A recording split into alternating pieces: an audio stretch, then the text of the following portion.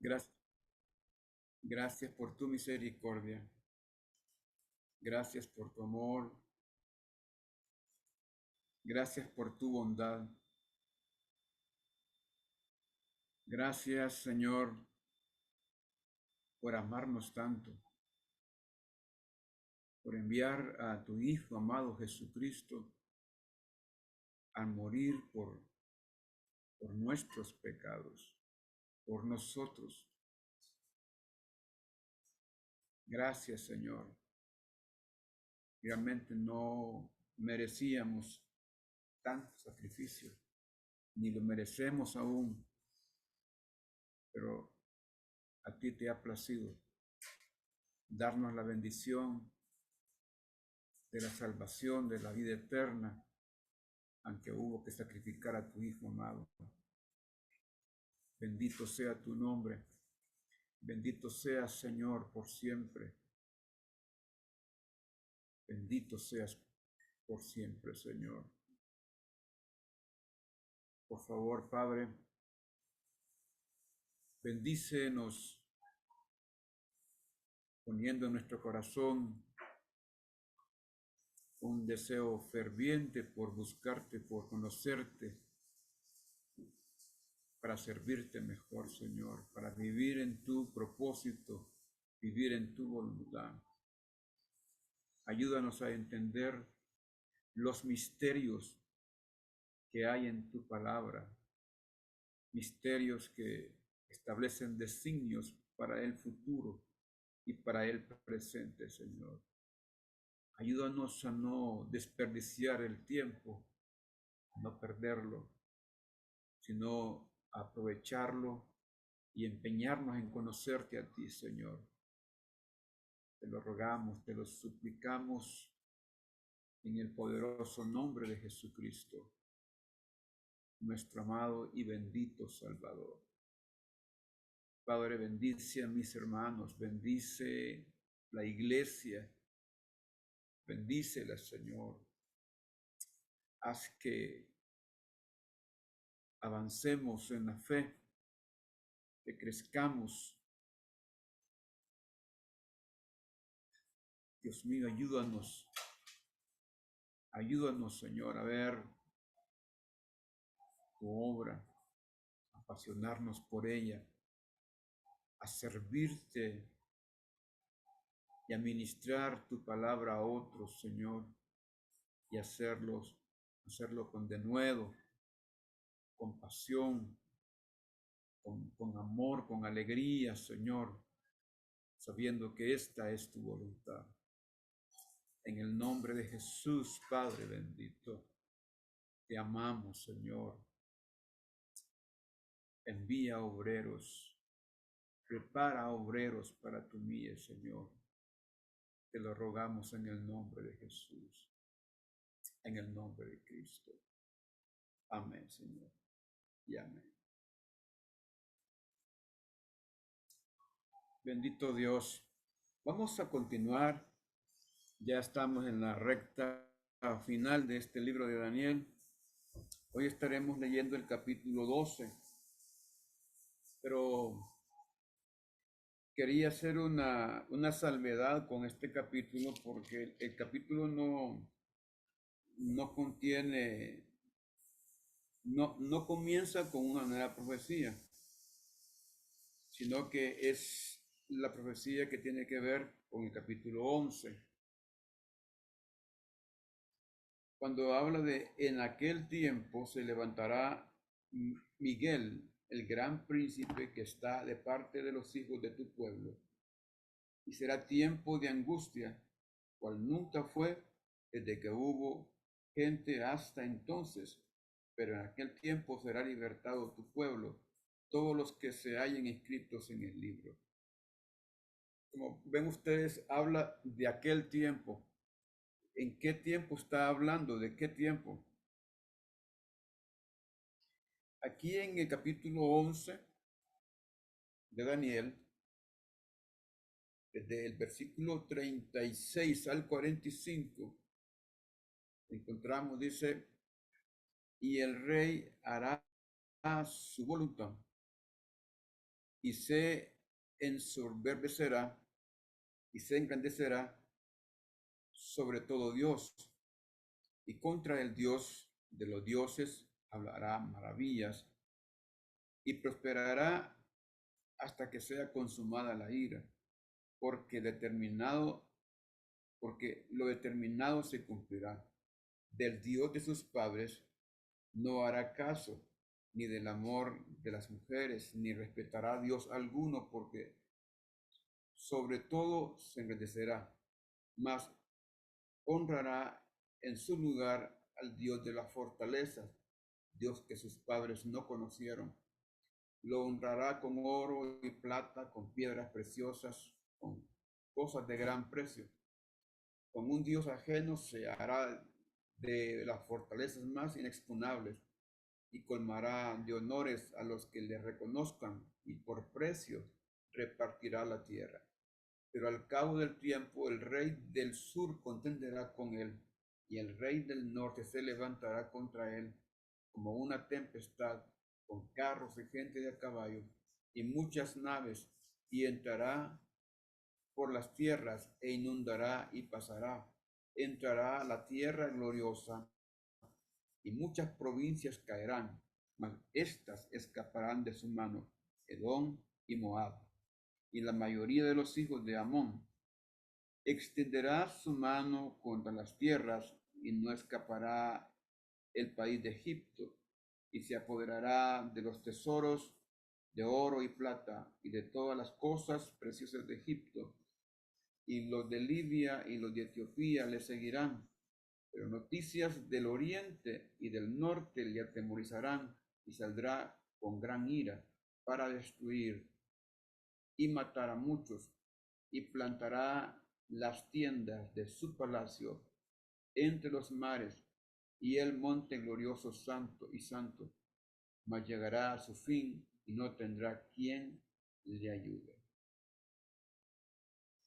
Bien, como ustedes pueden ver, está hablando, esta es una profecía que tiene dos escenarios. Por un lado, está narrando lo que le ocurrió a Antíoco de Epifanes. Antíoco de Epifanes es uno de los 4 generales que servían al lado de Alejandro Magno, y fue el que quedó de los 4, peleó contra los 3 cuando murió Alejandro Magno, y este se hizo del poder, este buscó alianzas con naciones y tomó también con engaño a muchos judíos fueron engañados, les ofreció riqueza, les ofreció fama, les ofreció muchas cosas y estos fueron engañados. Pero aquí la palabra de Dios dice que este Antíoco de Epifanes se hizo de las riquezas de los reyes de Egipto, de Libia, que tomó a Etiopía también. Ahora, aquí hay algo interesante que ya pasa de ser una descripción de lo que ocurriría con este rey, este general Antíoco de Epifanes, que ya hemos hablado de él, que fue el que portó el continuo sacrificio del que hablaba Jesucristo y que fue el que sacrificó una cerda en el altar del templo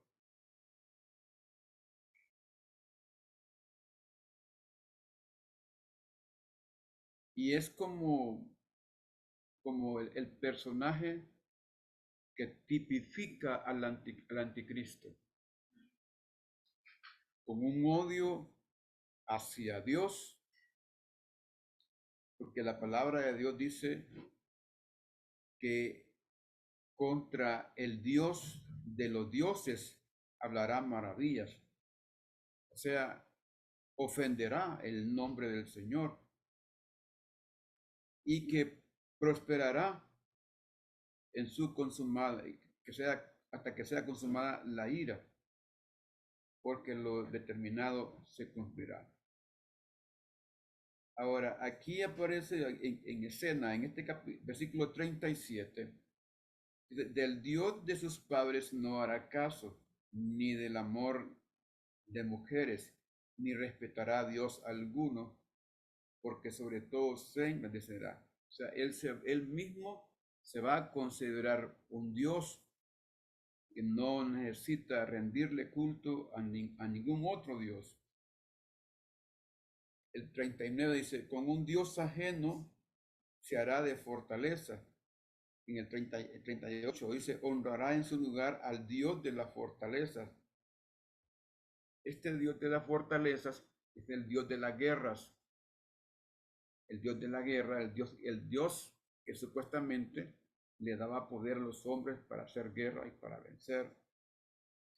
Pero aquí en el 40 dice, pero al cabo del tiempo el rey del sur contenderá con él y el rey del norte se levantará contra él como una tempestad, con carros y gente de a caballo y muchas naves, y entrará por las tierras, e inundará y pasará, y entrará a la tierra gloriosa, y muchas provincias caerán, mas dice, estas escaparán, Edom y Moab, y la mayoría de los hijos de Amón. Ahora, extenderá su mano contra las tierras, no escapará el país de Egipto, y se apoderará de los tesoros de oro y plata, de todas las cosas preciosas de Egipto, y los de Libia, los de Etiopía le seguirán. Pero del norte lo atemorizarán y saldrá con gran ira para destruir y matar a muchos. Y plantará las tiendas de su palacio entre los mares, el monte glorioso y santo, mas llegará a su fin y no tendrá quien le ayude. Mire qué interesante, porque aquí está hablando, ya cuando habla de los reyes del norte, los reyes del sur que hacen guerra, aquí ya no está hablando del personaje de Antíoco de Epifanes, aquí ya está hablando del anticristo y ya está haciendo la campaña, está colocando sus tiendas, está colocando sus ejércitos alrededor de la Tierra Santa. En la primera mención que se hace de este personaje, que es el tipo anticristo de Antíoco de Epifanes, hay que recordar que nadie le podía hacer frente, pero hubo una familia sacerdotal que salió huyendo hacia las montañas y que después se hizo de armas y se hizo de alianzas y formaron una guerra de guerrillas. Y con la guerra de guerrillas le hicieron la guerra a Antíoco de Epifanes y lo fueron desgastando hasta que él perdió la guerra. Judas Macabeo se llamaba este sacerdote, que inclusive vale decir que Judas Macabeo no solamente fue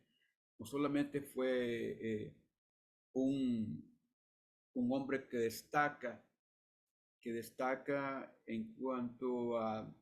defender, en cuanto a defender la condición del pueblo judío, al defender el pueblo judío contra Antíoco de Epifanes, presentándole un tipo de guerra que él no conocía, el tipo de guerra de guerrillas, que son en lo que se llama conflicto de baja intensidad. Últimamente aquí en el mundo se utilizó, y precisamente Vietnam peleó de esta manera contra los Estados Unidos y los aliados, y otros países también entraron en ese tipo de guerra.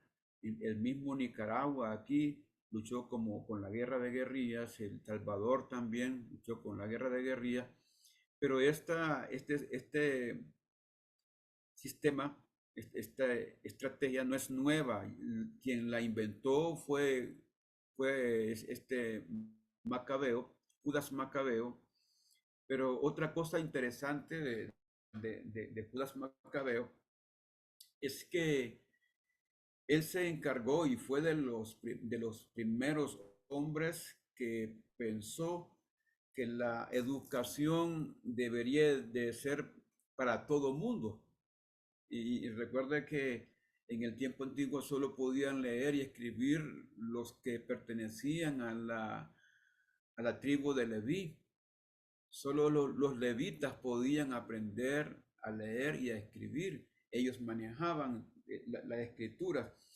Y este Judas Macabeo en las montañas comenzó a enseñarle a todos los que estaban con él, a enseñarle a leer y a escribir, a leer y a escribir el hebreo. Y muchos de ellos que tenían el arameo, ¿verdad? Y el arameo no es un idioma judío, es un idioma, ¿verdad? Que tiene que ver con los persas. Sin embargo, él comenzó a enseñar el hebreo nuevamente a los que estaban con él, formando las primeras escuelas, ya las escuelas colectivas con bastante alumnos, surgen en la montaña. Y entonces es interesante que, que cuando Jesucristo aparece en su ministerio, a él le dan el libro en, en el templo para que lea.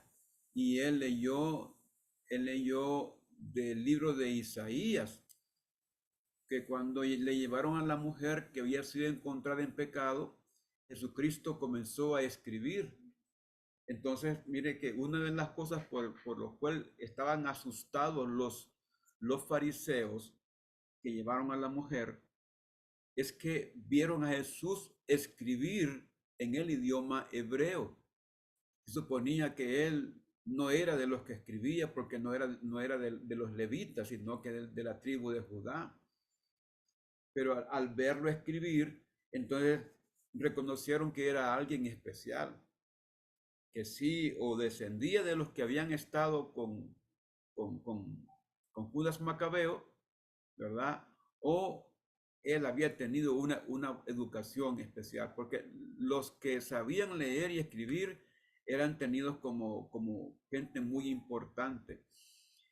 Y, y yo estaba pensando en esto, cómo fue que Jesucristo pudo escribir, pudo leer, si él no era de la tribu de Leví. De la tribu de Leví les enseñaban a leer y escribir desde que ya tenían, bueno, a los 20 días de nacido eran presentados. Y desde que eran presentados al Señor, los levitas eran considerados varones de Dios. Y luego ellos hacían su fiesta de consagración a Dios, la famosa Bar Mitzvah, que es una fiesta donde el hombre ya de 12, 13 años se dispone a consagrarse para Dios. La fiesta es de consagración. Le llaman, se vuelve un Shema, un defensor de la Torá, defensor de la ley. Y en esencia, la fiesta de la Hanukkah, por ejemplo, se hace en la celebración en referencia al día que comenzaron a encender nuevamente las lámparas en el templo para volver volver a los sacrificios porque los había cancelado Antíoco de Epifanes.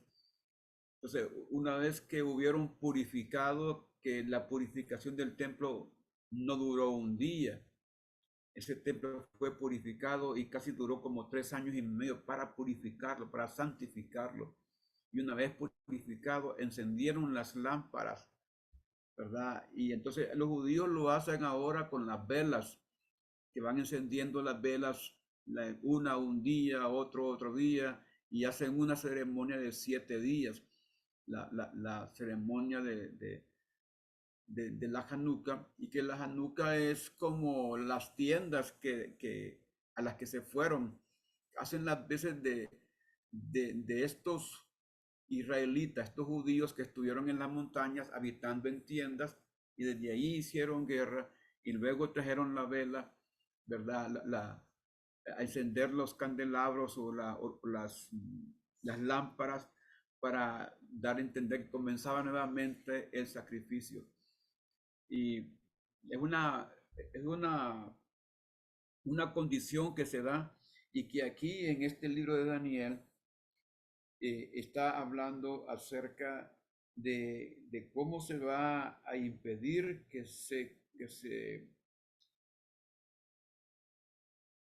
se va a impedir que el continuo sacrificio se siga dando. Ahora, aquí en esta parte, ya cuando entramos al capítulo 12, el capítulo 12 dice, en aquel tiempo se levantará Miguel, el gran príncipe, que está de parte de los hijos de tu pueblo, y será tiempo de angustia, cual nunca fue desde que hubo gente hasta entonces. Pero en aquel tiempo será libertado tu pueblo, todos los que se hallen inscritos en el libro.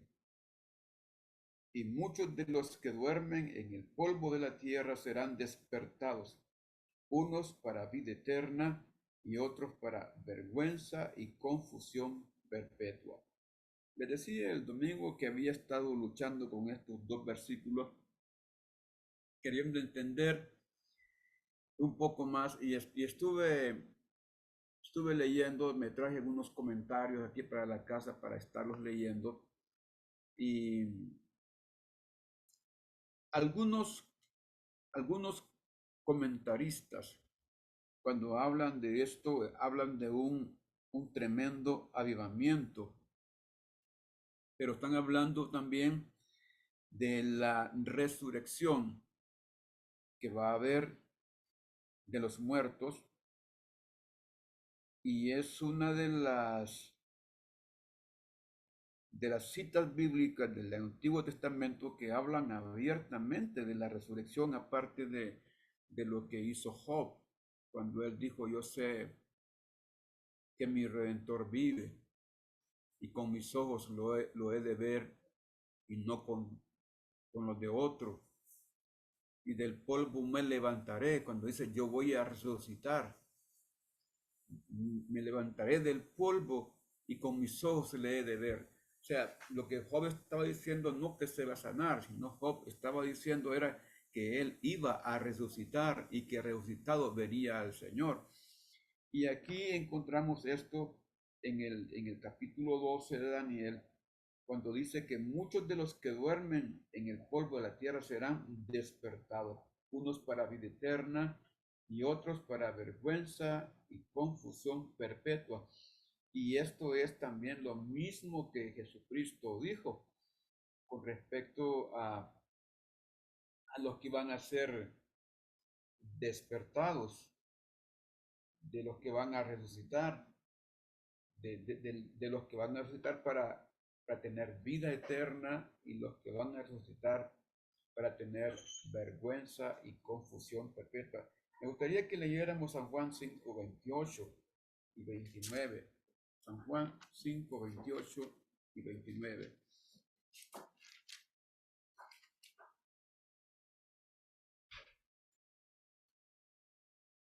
Dice, no os maravilléis de esto, porque vendrá hora cuando los que están en los sepulcros oirán su voz, y los que hicieron lo bueno saldrán a resurrección de vida, mas los que hicieron lo malo a resurrección de condenación. ¿Y quién está hablando? Está hablando Jesús, está hablando Jesucristo acerca de los que han muerto en Cristo, que van a resucitar primero. Y Jesucristo mismo dice, todo aquel que vive y cree en mí no morirá eternamente. En esta porción que tenemos aquí, hay alguna interpretación que hacen los adventistas. No estoy muy de acuerdo con los adventistas en el sentido de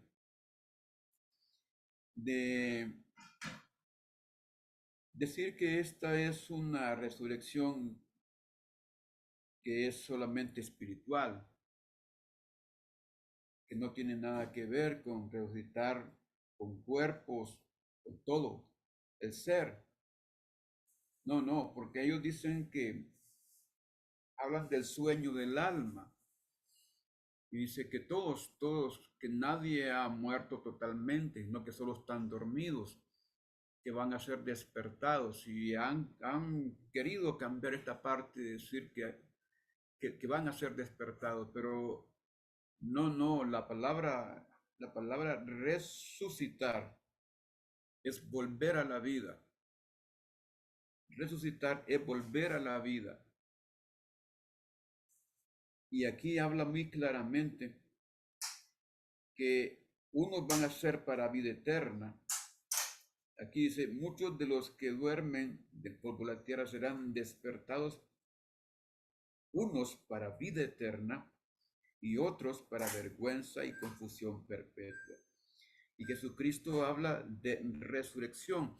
Y en Primera de Corintios capítulo 15, que habla acerca de la resurrección, dice que Jesucristo es primicia de los que resucitan y que si Jesús no resucitó, pues nadie también lo habría sido, tampoco lo fue Lázaro y tampoco lo fueron todos aquellos que resucitaron cuando Jesús, ¿verdad?, clamó y dijo, Padre, en tus manos encomiendo mi espíritu. Y dicen que muchos sepulcros fueron abiertos y muchos fueron resucitados en aquel momento. Así que aquí está hablando de la resurrección, está hablando de un tiempo que va a ser poderoso, que va a ser poderoso, un tiempo de avivamiento, porque la palabra dice en el versículo 3, los entendidos resplandecerán como el resplandor del firmamento, y los que enseñan la justicia a la multitud como las estrellas a perpetua eternidad.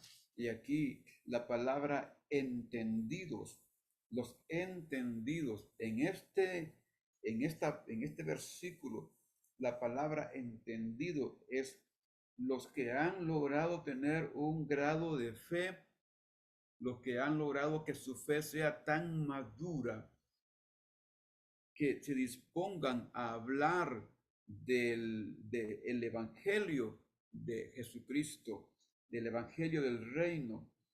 Dice aquí, los entendidos resplandecerán como el resplandor del firmamento. Los que predican la palabra, los que predican la palabra, los que predican de la justicia de Dios y los que enseñan la palabra a la multitud van a surgir como las estrellas a perpetua eternidad. Mire, aquí está hablando entonces de un gran momento, de un gran evento de predicación, donde el respaldo de Dios va a estar con aquellos que hablen de Dios, con aquellos que se dispongan a predicar. Ahí hablaba yo ayer en la iglesia y decía que viene un tiempo de avivamiento. El enemigo va a querer parar este tiempo donde hombres y mujeres, donde jóvenes, donde niños, adultos, ancianos predicarán la palabra de Dios. Como nunca, como nunca, el mismo Israel saldrá a las calles y va a predicar la palabra de Dios. El mismo Israel va a salir como salimos, como suele salir la iglesia de Jesucristo. Israel nunca ha predicado al mundo, Israel se ha predicado a sí mismo. Hacen las reuniones muy privadas, están en una sinagoga, pero solo ellos pueden entrar a sinagoga. Ellos se mantienen con su estudio de la ley, de la Torá, y con sus tradiciones, sus ceremonias, que son muy solemnes. Pero viene un momento en que de Israel saldrán 144,000, aparece en la Biblia, que van a ir a predicar la palabra de Dios. Y si bien este es un tiempo en el que se habla que va a ser un tiempo en el tiempo de la gran tribulación, y vale decir que este tiempo del que está hablando Daniel aquí es un tiempo ya el de la gran tribulación. Ya vamos a ver más adelante, porque aquí en el versículo 4 le dice el Señor a Daniel, pero tú, Daniel, cierra las palabras y sella el libro hasta el tiempo del fin. Muchos correrán de aquí para allá y la ciencia se aumentará. Y entonces cuando dice aquí, esto es para el tiempo del fin. O sea, no es con el tiempo de Antíoco de Epifanes, es el tiempo del fin de esta era cristiana, de la era cristiana. Y, pero dice aquí, la ciencia se aumentará. Y en el versículo 5, y yo Daniel miré y aquí otros dos que estaban en pie, el uno a este lado del río y el otro al otro lado del río. Y dijo uno al varón vestido de lino que estaba sobre las aguas del río, ¿cuándo será el fin de estas maravillas? Y oí al varón vestido de lino que estaba sobre las aguas del río, el cual alzó su diestra y su siniestra al cielo, y juró por el que vive por los siglos, que será por tiempos y la mitad de un tiempo. Y cuando acabe la dispersión del poder del pueblo santo, todas estas cosas serán cumplidas. Y yo oí, mas no entendí, y dije, Señor mío, ¿cuál será el fin de estas cosas? Él respondió, anda, Daniel, pues estas palabras están cerradas y selladas hasta el tiempo del fin. Vamos a bajarnos un poquito al versículo 7. Y dice, y oí al varón vestido de lino que estaba sobre las aguas del río, el cual alzó su diestra y su siniestra al cielo, y juró por el que vive por los siglos, que será por tiempos y la mitad de un tiempo.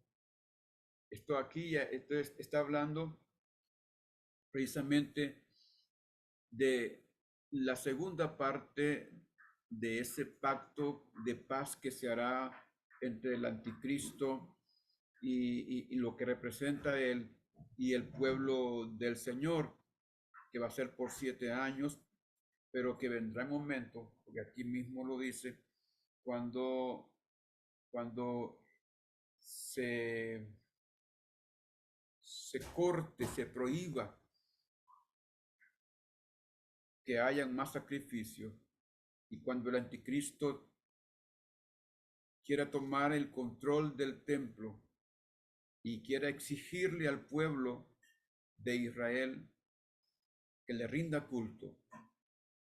Entonces aquí muchos les serán abiertos los ojos.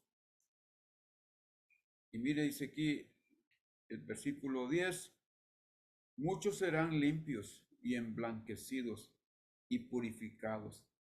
Los impíos procederán impíamente, y ninguno de los impíos entenderá, pero los entendidos comprenderán. O sea, los que ya han leído la palabra, a los que ya se les ha predicado con respecto al tiempo del fin y a todos estos eventos que se van a dar en el tiempo del fin, ¿verdad? Estos van a reconocer que las señales que están escritas en la palabra de Dios, tanto en Apocalipsis como en el libro de Daniel, se está cumpliendo y que se está visualizando la figura del anticristo, que no es el Mesías que ellos estaban esperando. Allí serían avergonzados porque ellos han despreciado hasta este momento a Jesucristo y lo han desconocido como Mesías. Ellos, los judíos, están esperando un Mesías. Y cuando aparezca este diciendo que él es israelita, porque el anticristo, para que sea anticristo, tiene que ser israelita. Para que sea aceptado, tiene que ser israelita. Y hay dentro de las 12 tribus de Israel, y sería una tarea que yo les dejaría a ustedes, busquen de los 144,000 que aparecen en el capítulo 7 de Apocalipsis y que aparecen después, más adelante en Apocalipsis, los 144,000 sellados y que aparecen 12,000 de cada tribu. Busquen ustedes de cuál tribu no aparecen los 12,000 sellados. Busquen a ver quién está, quién no aparece. Y luego busquen el nombre de, de ese príncipe de las tribus de Israel. Búsquenlo en Génesis 49, a ver la profecía que habló Jacob con respecto a él. Creo que hay otra profecía que está en el libro de Jeremías que habla también de esta tribu. No le puedo decir el nombre, pero quiero que ustedes lo vayan a buscar.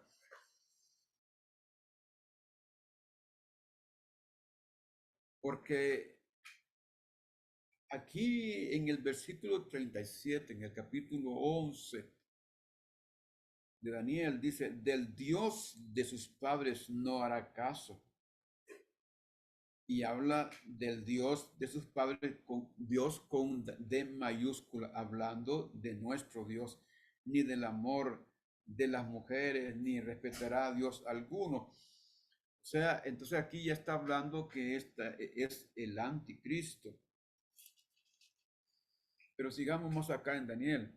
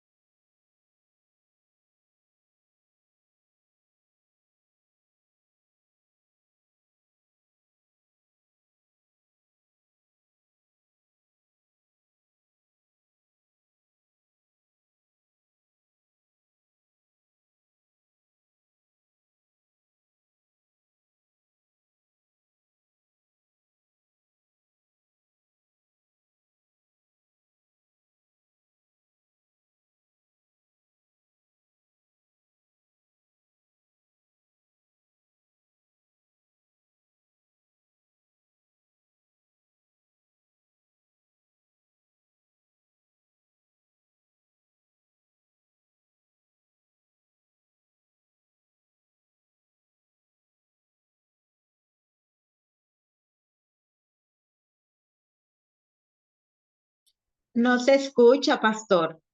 Sí, Hoy sí. disculpen, no sé desde cuándo Bien, ¿cómo? No sé desde cuándo se puso mudo. Desde antes de la lectura, pastor. De veras. Donde ibas a empezar a explicar. Entonces he estado como mudo. Bien, bendito Dios. Pero, ¿entendieron lo de la resurrección? ¿Sí? Lo de la resurrección, sí. Que habla que muchos van a resucitar y que también lo dice Jesucristo en San Juan capítulo 5 y también lo dice San Pablo, que los muertos oirán la final trompeta y que los muertos en Cristo van a resucitar primero, luego los que hayamos quedado seremos arrebatados. Y aquí es otra palabra. Esta palabra de arrebatados no está en Daniel, pero aquí en Daniel está hablando de los que van a resucitar para vida eterna y los que van a resucitar para confusión perpetua. Pero mire que hay un lapsus en esto, porque según lo que dice San Pablo, los que van a resucitar cuando venga Jesucristo, cuando la trompeta suene, estos van a resucitar inmediatamente. Pero que pasados los 1000 años, cuando venga el juicio del trono blanco, los otros van a resucitar para confusión perpetua. Ahora, estaba aquí hablando de este versículo 7 y oí al varón vestido de lino que estaba sobre las aguas del río, el cual alzó su diestra y su siniestra al cielo y juró por el que vive por los siglos, que será por tiempos y la mitad de un tiempo. Y cuando se acabe la dispersión del poder del pueblo santo, todas estas cosas serán cumplidas.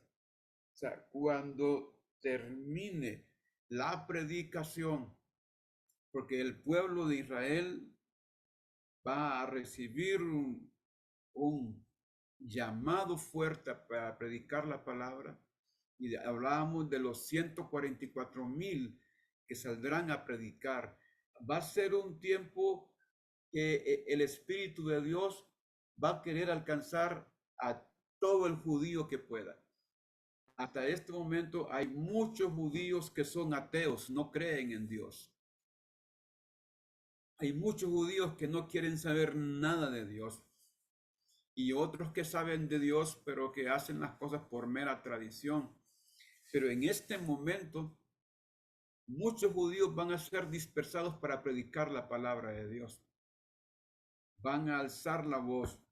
Y se puede decir que los judíos como nunca están teniendo un mover internamente, como nunca se había visto a los judíos con tanta libertad salir a cantar de parte de Hashem, hacer ceremonias al aire libre y dejarse ver. Antes lo hacían todo a escondidas por miedo a la persecución y todo, pero hoy día los judíos están haciendo tremendas manifestaciones y van a haber muchas más, aunque no es raro ver a muchos hijos del diablo que quieran ver a los israelitas destruidos y muchos, como dicen como dijo este reciente presidente de Irán que murió, que le llamaban el carnicero.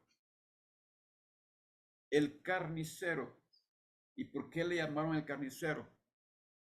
Porque él dio la orden de ejecutar en 1987, de ejecutar a todos los que no eran musulmanes y que estaban en Irán, después de que cayó el Shah, de Irán, Reza Pahlavi. Y él estaba ahí ordenando a quienes matar, a quienes decapitar, a quienes colgar, y no se inmutó. Fueron miles los que él ordenó matar. Entonces se quedó con el apodo de el carnicero. Y pues la idea de ellos es terminar con el pueblo de Israel. Una de las cosas que están peleando, que ellos quieren tener el control de el lugar donde está el muro de los lamentos, y sobre todo el monte del templo donde está la mezquita de Al-Sadak, porque ellos quieren también desde ahí mismo fundar, que sea la sede de la nación islámica. Desde ahí resurja todo como el poder de ellos, y va a haber una tremenda guerra, va a haber un tremendo movimiento. Y esto de lo que está hablando aquí Daniel, que este anticristo va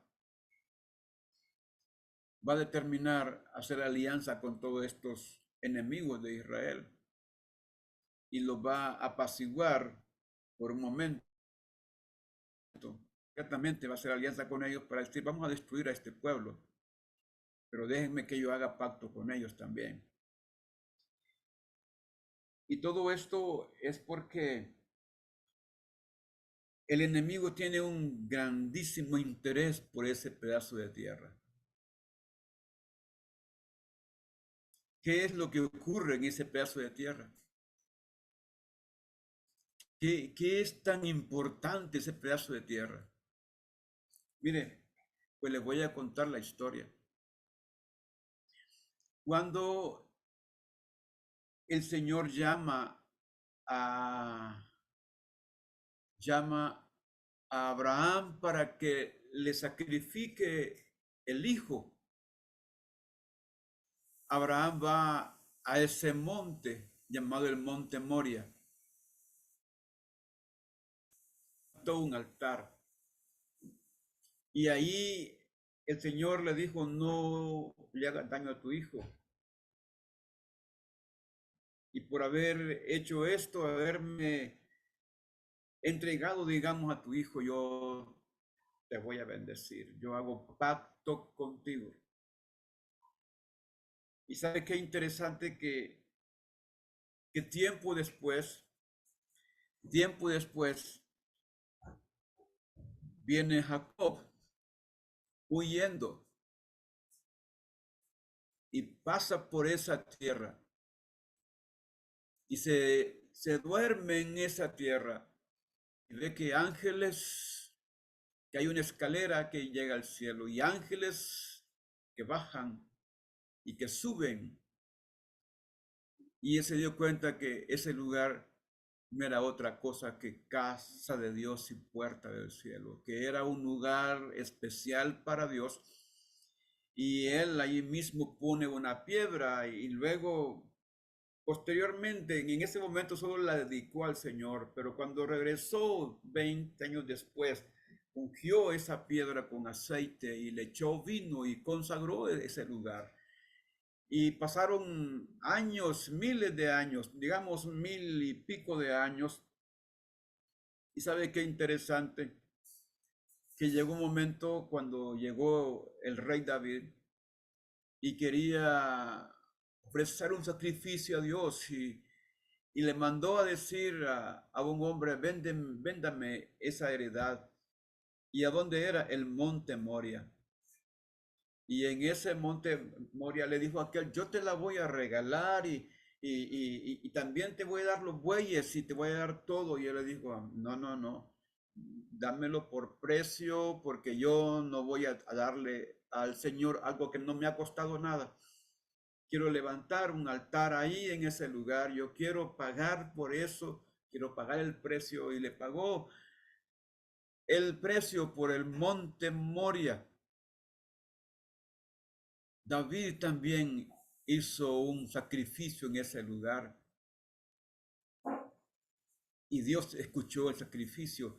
Tanto escuchó el sacrificio que hizo Abraham, el que hizo Jacob, el que hizo David. Y esa tierra es una tierra muy especial, tiene mucho significado. Hay un significado eterno en ese lugar santo. Los mismos judíos dicen que es un lugar tan santo que ellos todavía no están listos para entrar ahí. Que militarmente ya tiempo hubieran destruido eso, pero lo consideran tan sagrado, tan santo, tan santo. Y los enemigos de Israel, el enemigo de Dios, sabe que ese lugar es santo. Y él dijo en cierta ocasión, subiré al monte santo y me sentaré en la silla de Dios. O sea, y Jesucristo le dijo a sus discípulos, ustedes van a juzgar el mundo. Desde este lugar se hará juicio. Y yo no dudo que cuando Jesús venga y que le toque pelear contra el anticristo y a sus ejércitos, y este anticristo peleará contra el Cordero y el Cordero lo vencerá. Y una vez que sea vencido, el templo se va a ser purificado por el Señor. Y el templo va a ser el lugar de donde del Señor Jesucristo va a reinar por 1000 años al mundo entero. Ese lugar es un lugar santo, es un lugar apartado por el Señor. Nuestro Dios lo ha destinado para que desde allí, que sea el centro de toda la tierra, desde ahí, ese punto es un punto equidistante a los 4 ángulos de la tierra, y desde allí el Señor va a gobernar. No habrá otro lugar, que otro lugar tiene una representación santa para todos los que han servido al Señor, los que el Señor ha visto como amigos de él, en el caso de Abraham, como un ungido en el caso de David.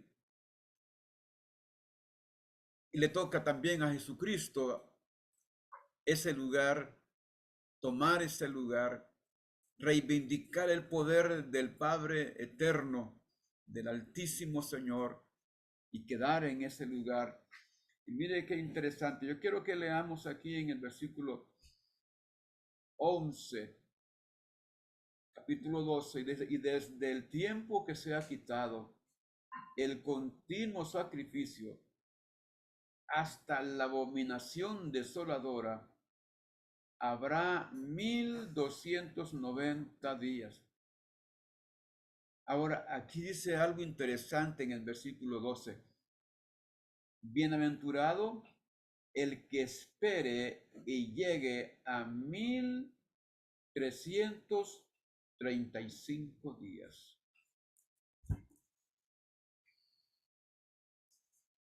¿Por qué da un espacio más de tiempo? Bienaventurado el que espere y llegue a 1335 días, o sea, 45 días más. Fíjense que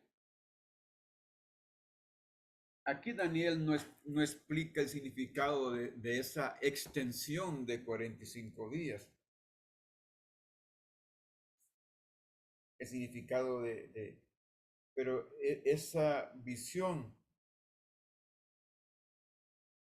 permite ver que habrá un tiempo que no todo el mundo va a esperar. Porque recuerde que el tiempo de la batalla de Armagedón va a ser ese precisamente. Va a ser una batalla corta. quizás sea la batalla de 45 días que va a bastar, va a bastar. Y así que, pero también ese lapso de tiempo que va a ser como el intermedio entre que termine la batalla de Armagedón y se establezca el reino milenial de Jesucristo. Le dice el Señor a Daniel, y tú reposarás. Oiga bien qué interesante lo que le dice el Señor a Daniel. Y tú reposarás. ¿Y qué dice más adelante? Y te levantarás para recibir tu heredad al fin de los días.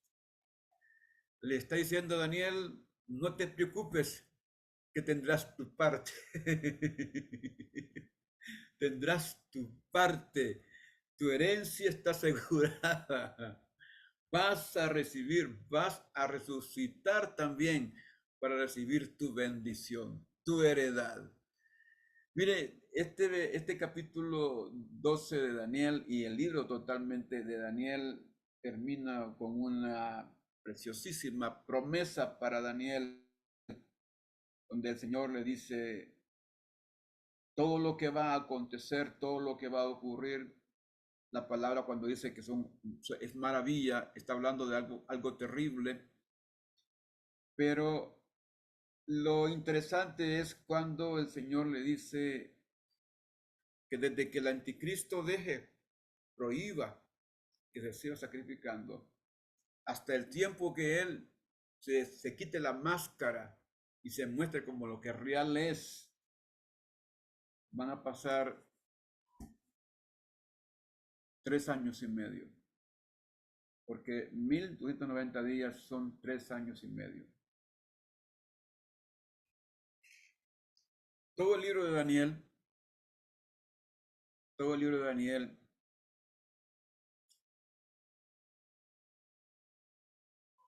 es un reflejo de la grande misericordia de Dios y de cómo el Señor utilizó a hombres impíos para iluminarlos a través de un sueño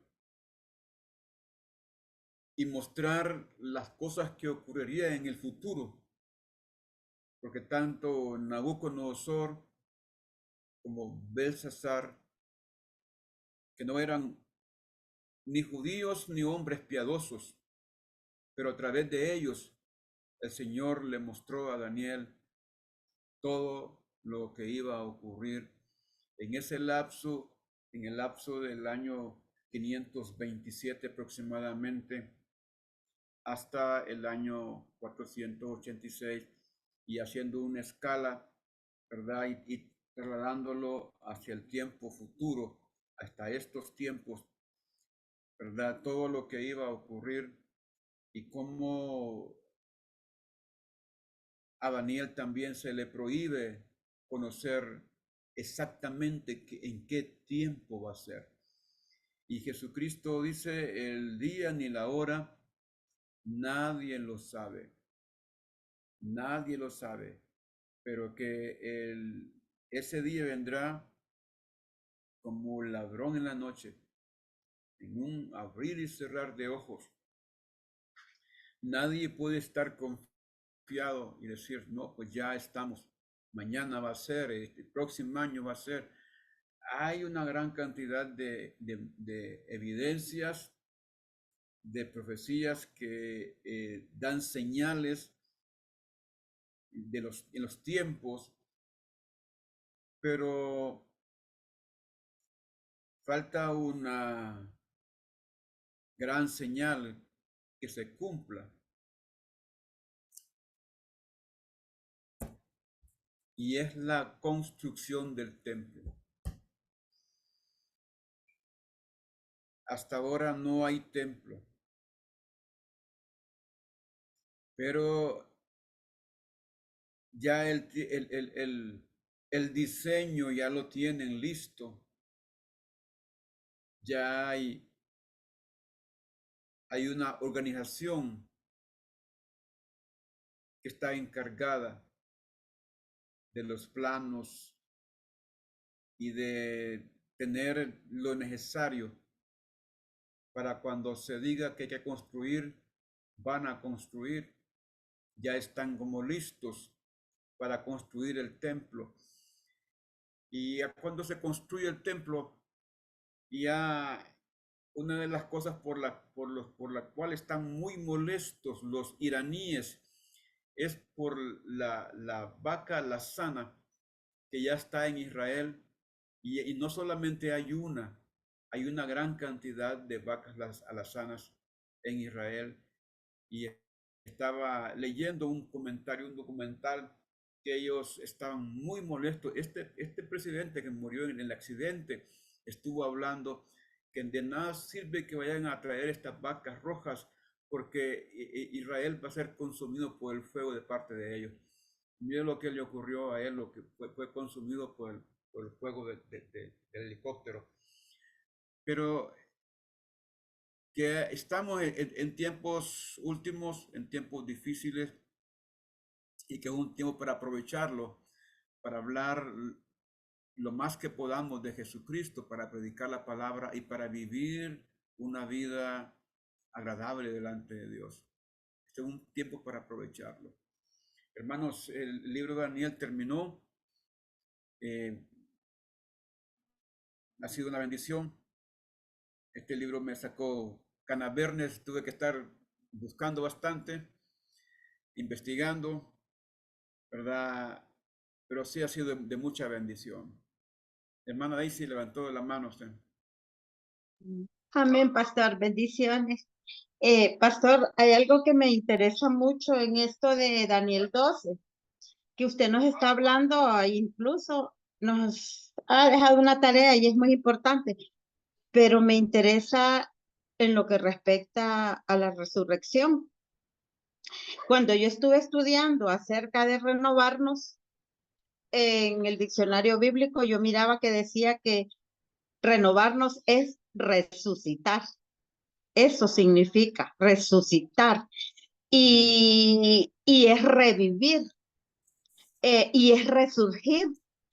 Fíjese que dice que revivir es resucitar, volver a la vida, volver en sí al que parecía muerto, renovarse o reproducir una cosa, recordar. Y resurgir, dice, es surgir de nuevo, volver a aparecer, resucitar y resurgimiento. Entonces digo yo, imagínense cómo está el Espíritu Santo con la enseñanza que estamos viendo durante el año, que nos está hablando del renovarnos y realmente que renovarnos es resucitar, pastor. Y hoy que cerramos pues hoy con esto de Daniel, ¿cómo nos enseñaba hoy usted de lo que nosotros tenemos que aprender de lo que es resucitar? Bendiciones, pastor. Dios le bendiga, hermana. Sí, Amén. la resurrección, ¿verdad? Así como lo miraban los judíos antiguamente, y el mismo Spurgeon, Carlos Spurgeon, dice que muchos ven la resurrección como algo imposible, porque se ponen a hacer cálculos biológicos, cálculos físicos, de cómo es que algo que ya está degradado, que ya está deshecho, está hecho polvo, vuelva otra vez. Y pues ese es el poder de Dios, y a Dios no le cuesta nada, ¿verdad? Él mismo dice, el mismo Carlos Esputo dice, si el mismo Dios hizo este mundo de la nada, solo con el poder de su palabra. Dice, ¿y acaso no puede decir con el poder de su palabra que todos los que murieron vuelvan otra vez? ¿Y de quiénes son? ¿De quién es el alma y de quién es el espíritu de todos ellos?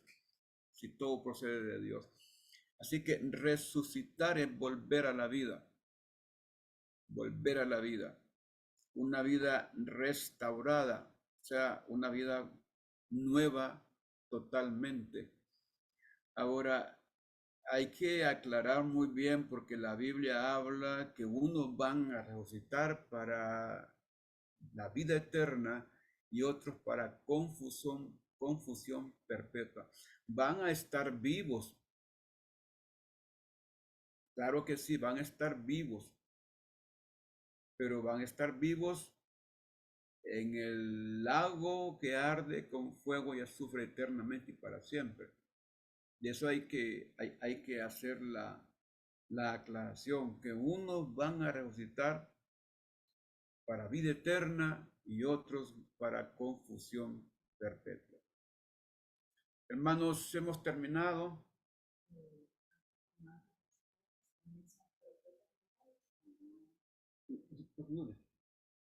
A partir del próximo lunes va a comenzar la hermana Eva Guerrero con los profetas menores.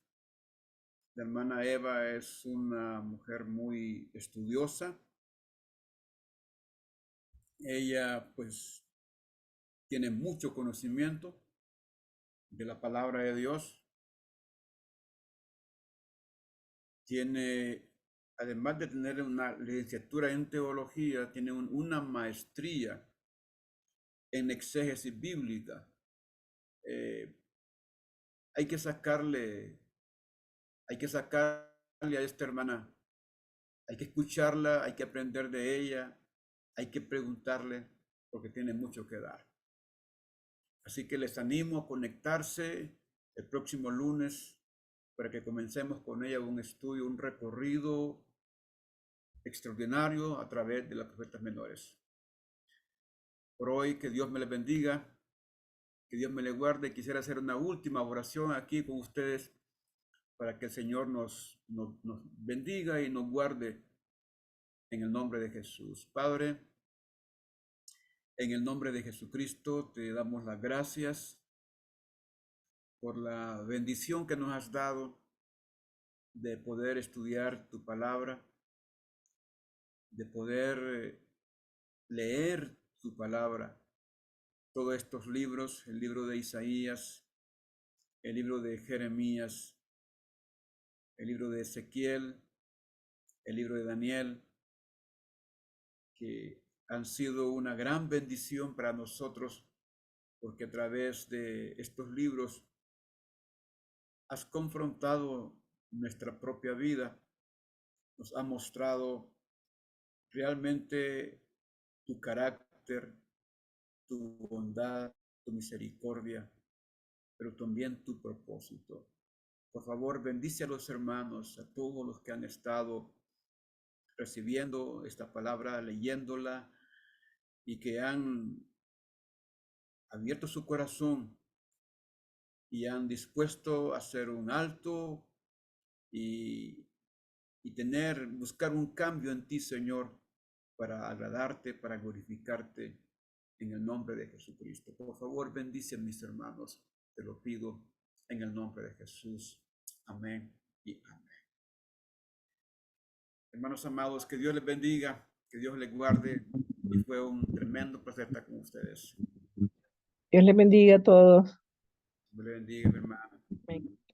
Buenas noches.